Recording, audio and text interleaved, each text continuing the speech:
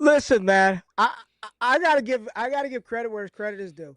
I didn't think there would be a chance in hell we'd be talking about Skattebo as the RB1 here in 2025.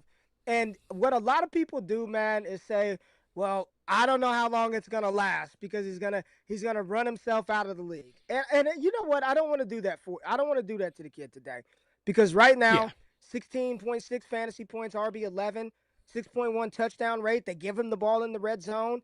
He's getting the carries inside of the 5. He's getting a few targets. Like, he's playing incredible football right now. And yes, his rushing style doesn't seem to be the one that's conducive of long-term success. But I'm talking about the next 11 games here. I'm talking 11 more weeks of this season. And as I think about the running back landscape in a class that was littered with high-end talent, I mean, it's pretty obvious. Is this not the rookie RB1 rest of season? Is this with Hampton on the shelf? Even how? Why not? Why is it not Cam Skattebo? We saw Tyrone Tracy come back, and I was a little concerned. Hey, maybe Tracy's going to take some of this work away from Skattebo.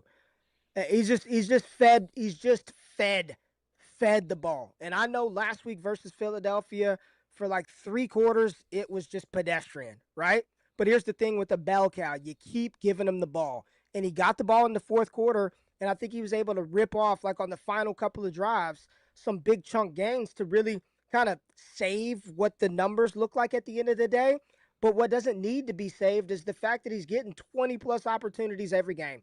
And even with a massive, just a devastating fumble against New Orleans, they turned right back around and gave him the ball again. Like, I don't know if there's a rookie running back that you want more than Cam Skattebo right now going forward for the rest of the season. I'm not talking dynasty 5 years from now. I'm not talking next season, but the Yeah. rest of this season, Matt, with everything that's going on in Las Vegas, I why not Cam Skattebo as the RB1, rookie RB1 for the rest of the season?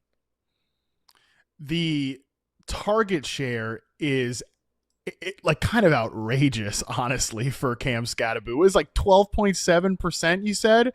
That's insane. Yes. It's just like, and he's been such a big time dump off option. I actually was kind of worried about maybe Jackson Dart not being a check down guy, because Russ has been so touchdown to check down in terms of his reads late in the career, and he's not the same scrambler that he was. And we clearly see Jackson Dart has no problem.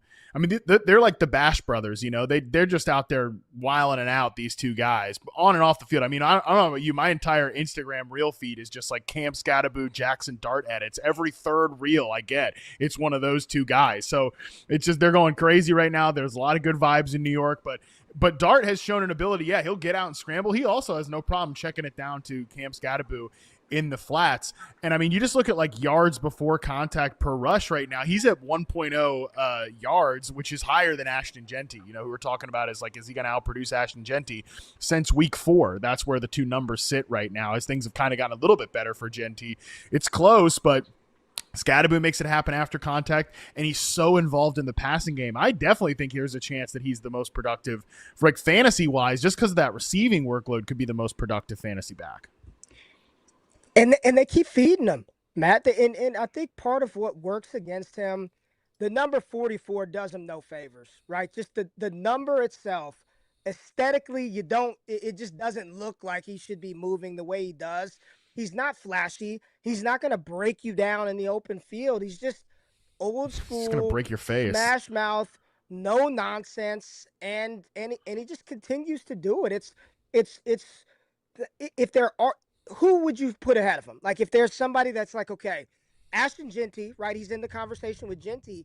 Outside of Genty, I guess a healthy Hampton, but reports, I don't know when we're getting that. Harvey has been Yeah. a massive bust at cost. Henderson doesn't get the ball. I mean, who else is really, Woody Marks came and kind of went for a little bit. I just, they're going to see what they have in these young rookies, Matt. It's really like Ashton Genty, and outside of that, I don't know if there's anybody kind of even in his range to challenge him. Well, the next guy I'm going to talk about here, my third data point, I think actually might be able to challenge Cam Skattebo. But Ooh, yeah, I mean, just touch it. Yeah, so, but I mean, maybe Ja'Cory Krosky Merritt, but he doesn't have the passing game okay. workload. that maybe it could be him. But still, like, even if you just look at the last 2 games where JCM really got that breakout, right? 34 touches or 34 opportunities for him, 43 for Cam Skattebo the last 2 weeks. 43 opportunities, 70% of the snaps.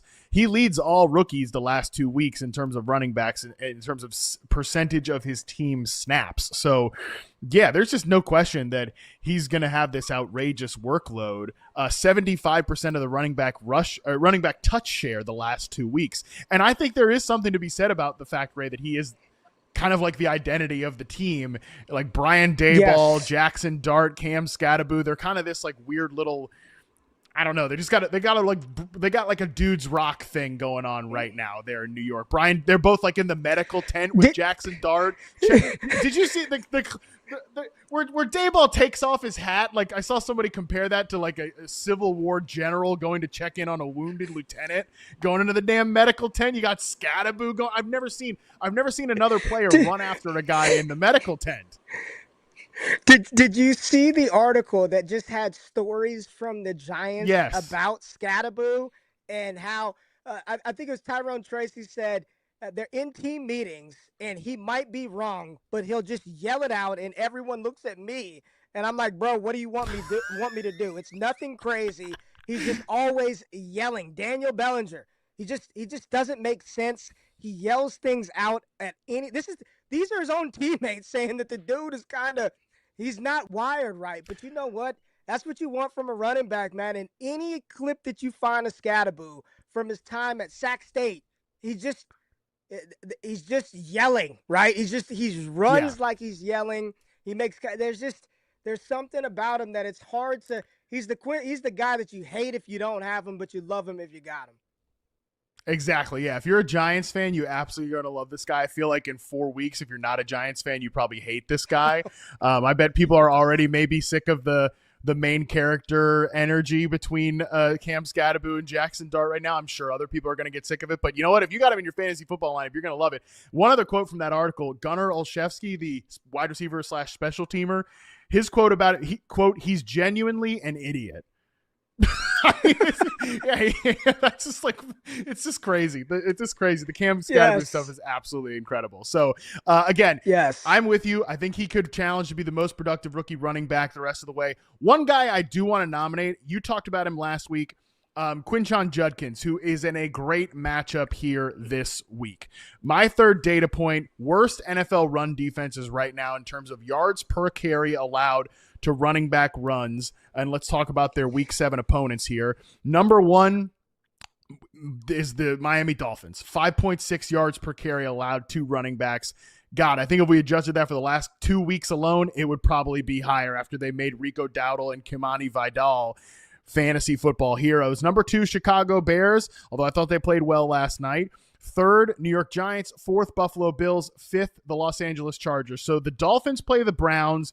The Bears play the Saints. The Giants play the Broncos. The Bills are on bye, so forget about them. And then the Chargers play the Colts. So get ready to go against JT all afternoon. But Quinshon Judkins definitely has people feeling a little shook after last week. Dylan Gabriel dropping back to pass a bajillion times. Quinshon Judkins just 12 carries. Maybe he's a little bit more game script dependent than Cam Skattebo, who with that 13% target share or whatever. But I still do think Quinshon Judkins could compete to be a high efficiency runner, especially in these type of matchups. Yeah, I love Judkins. I talked about him a couple of weeks ago as a top 10 option rushed away. I do think that Dylan Gabriel is going to have to prove that he can beat NFL teams because I'm just not going to respect him. I'm going to make life hell for you up front.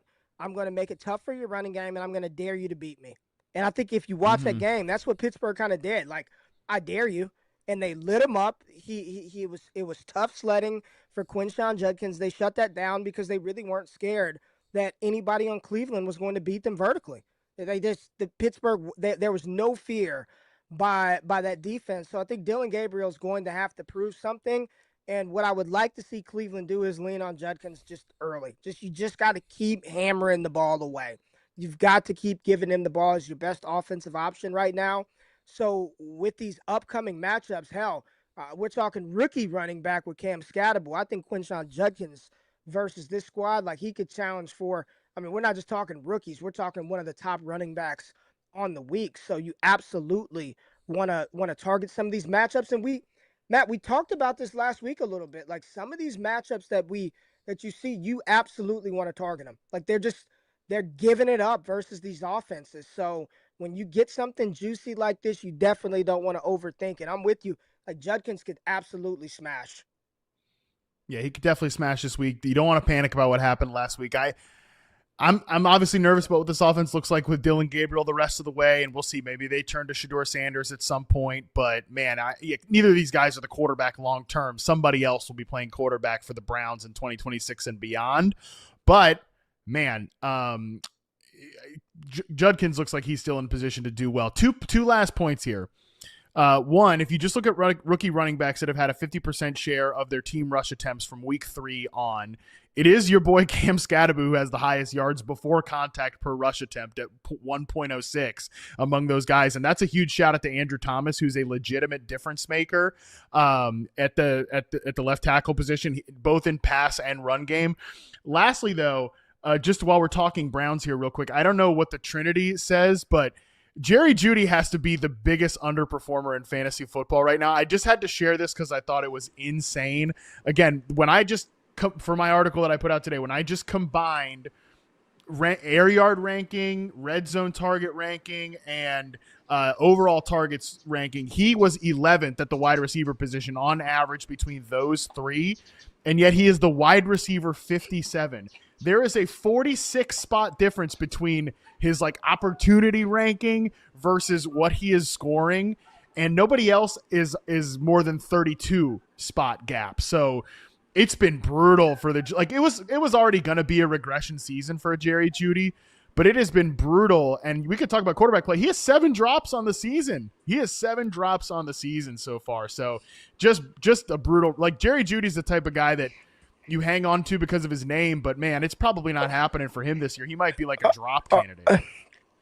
Harmon, I looked real quick at his Trinity. It's still, the usage-wise, is within very good bands and good ranges. He's way underneath the line, and the next closest name, the closest dot to him for underperforming wide receivers who get a lot of team usage was Calvin Ridley. So not good company for Jerry Jeudy. No.